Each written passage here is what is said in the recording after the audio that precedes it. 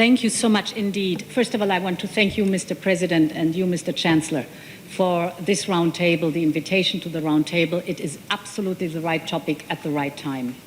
Because I think what we see the year 2022, there are tectonic changes in the energy market.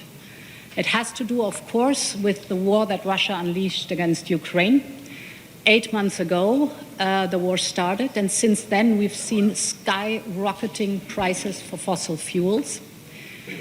The driver for that is the fact that Russia has cut 80% of the pipeline gas to the European Union. You must know that before the war, Russia was the biggest supplier of fossil fuel energy worldwide, and the European Union was the biggest customer. These days are over. And what we did is we diversified to trusted partners. We did a lot of saving, minus 15%, but the most important is acceleration, scaling up in renewable energy.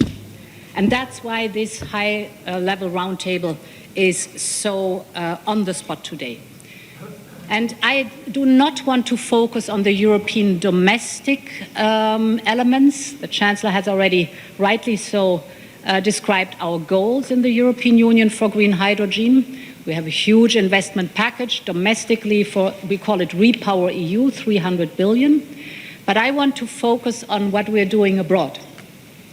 And here you must see this whole energy demand that was once from Russia is now shifting, if we do it right, into the global south. Because the demand should go into renewable energy, clean energy. Every kilowatt hour of renewable energy that we produce is not only good for the climate, but it's also good for our independence and our security of supply. And that's why this moment is so decisive. To look at the global south.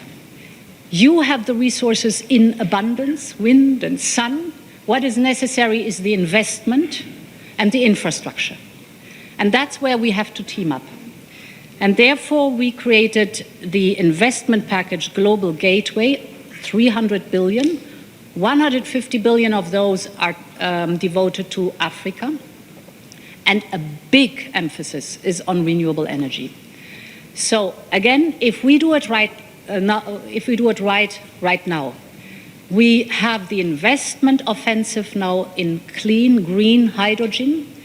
During this COP, we're signing hydrogen partnerships with Egypt, with Kazakhstan, with Namibia, for example.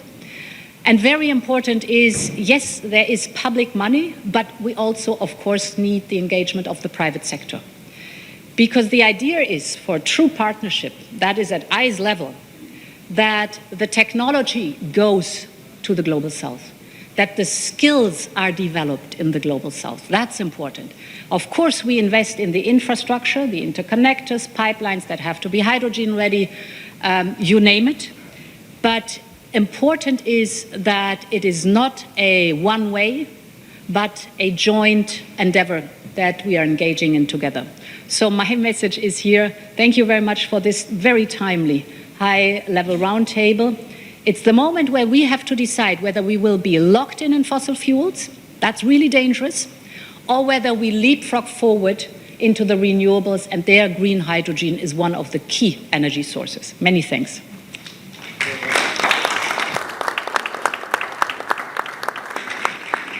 Thank you.